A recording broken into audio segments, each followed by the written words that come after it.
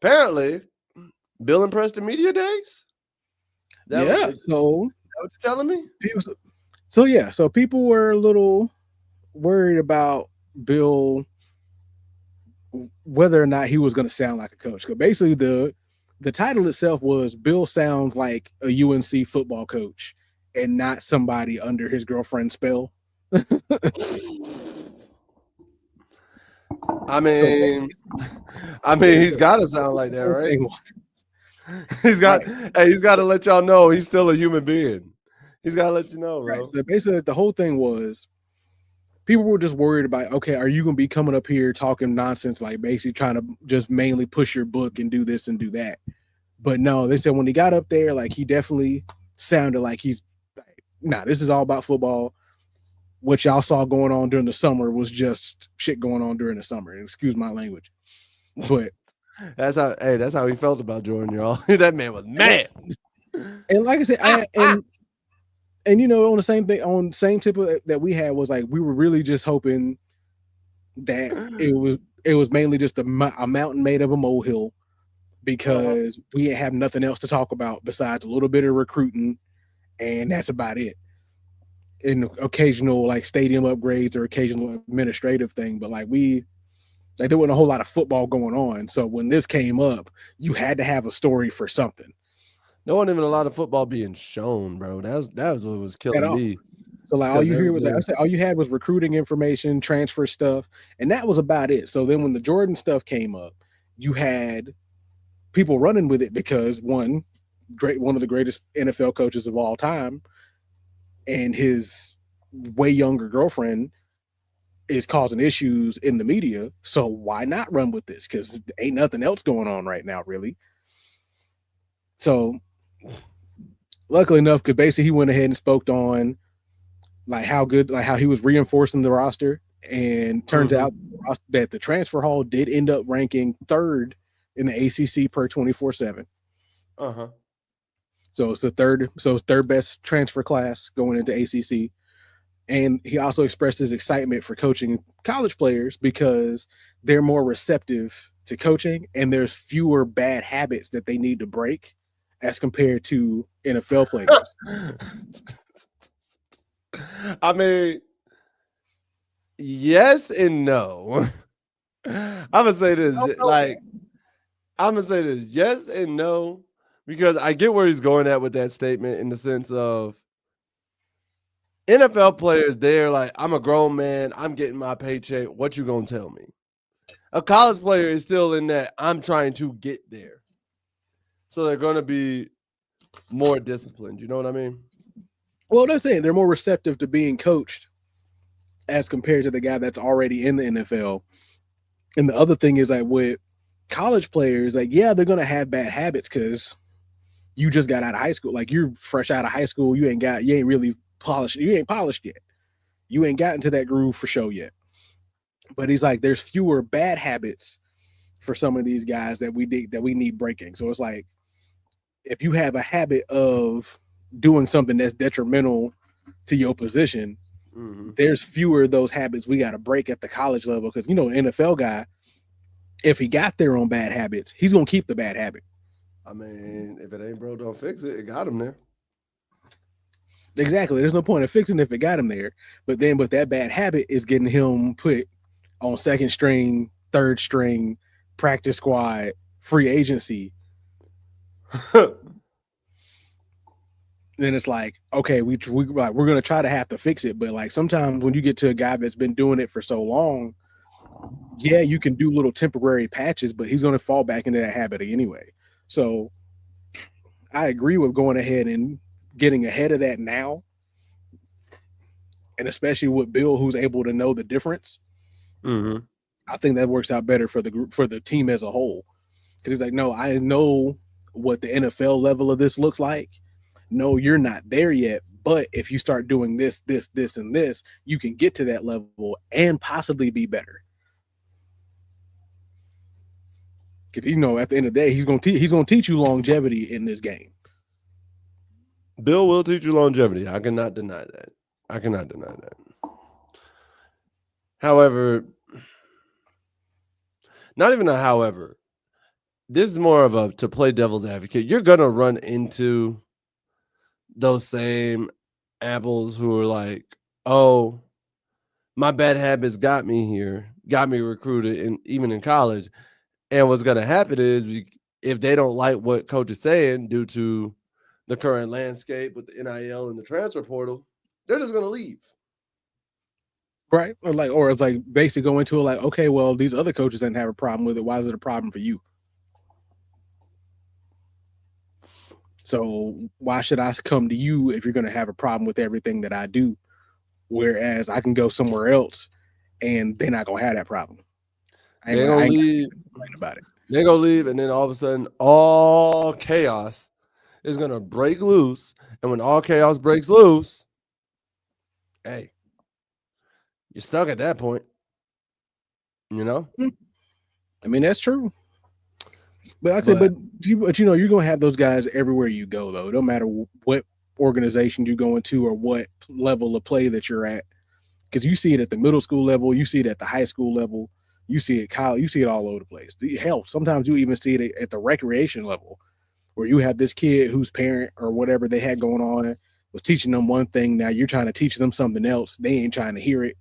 So now you got them skipping out, going to a whole nother district to play ball somewhere else, where playing out of district, out of conference, doing the same thing they're doing. And then when they start getting beat because they're doing the same thing they were doing and they weren't listening to you or listening to whoever was coaching them, trying to coach them the right way, now they out here looking stupid. And the parents are upset, wondering why their kid ain't got no better.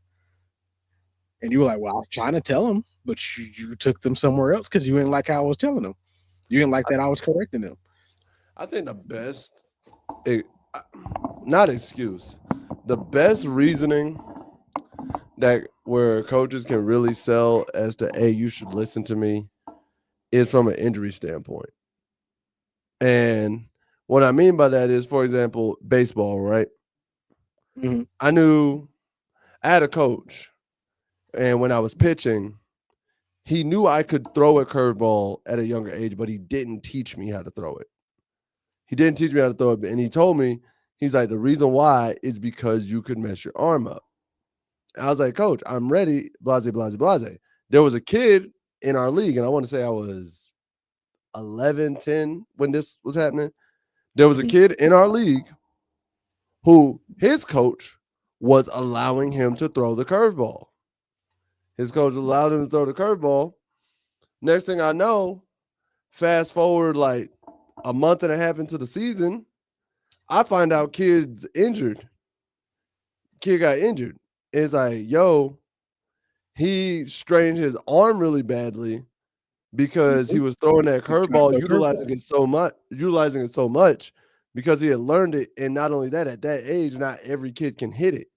So he's like, oh, this is a really effective pitch. Nobody can touch it. I'm dominating. Only the real guys can do it. But at the cost you're throwing this pitch way too often. But at the cost, because he's at that young age and he's still developing, his body's like, hey, yo, what are we doing? We're not ready for that. And he hurt his arm. Granted, I don't think he ended up needing surgery or anything like that. So luckily it wasn't major. But he was sat down for the rest of the season, and they missed, like, they got eliminated like first round of the playoffs because he couldn't pitch. Yeah, because his arm's gone. His arm is on. And my coach was like, that's the reason I didn't teach you the curveball. Like, it happened in real time because I asked him, and then when we got the news, he was legit like that. He's like, it's not that I don't think you can't, is that you are at a development age. If right now you shouldn't. You shouldn't. So when I fast forward and I tie this into college football and everything, okay, you come in high school football doing all these habits, X, Y, and Z, that may have gotten you away in high school just because of the competition.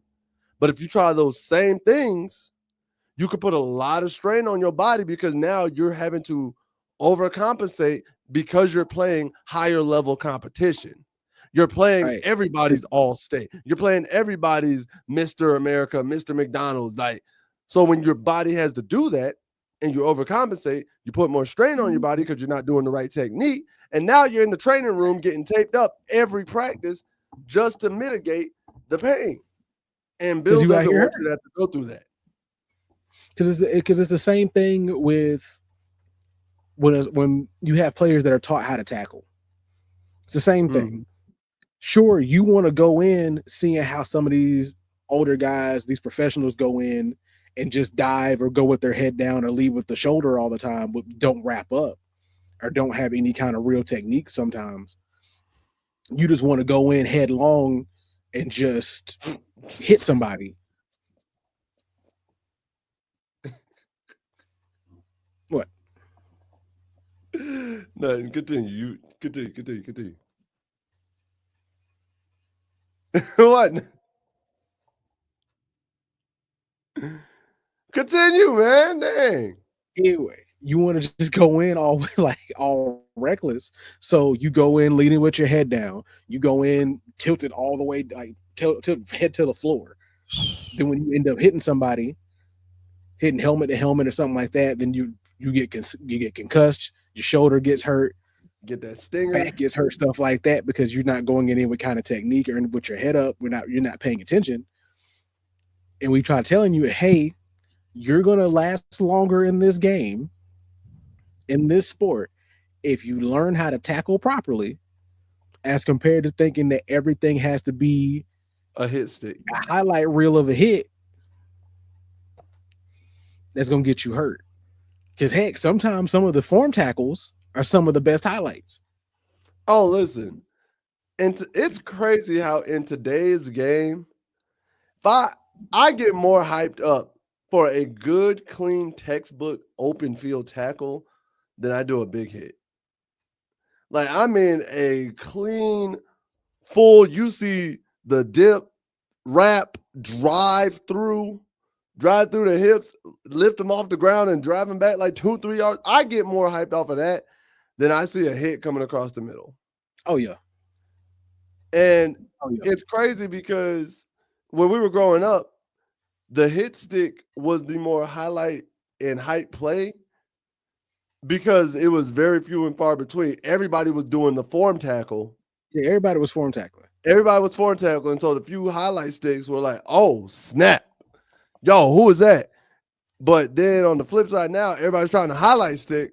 So when I see the form tackle, I'm like, yeah. Let's get back to the fundamentals. Let's get back to basics. Because you don't have many sure tacklers anymore. Like because like I said, back in the day, you heard of this dude's a sure tackler. This dude, if you're coming his way, he's absolutely going to tackle you.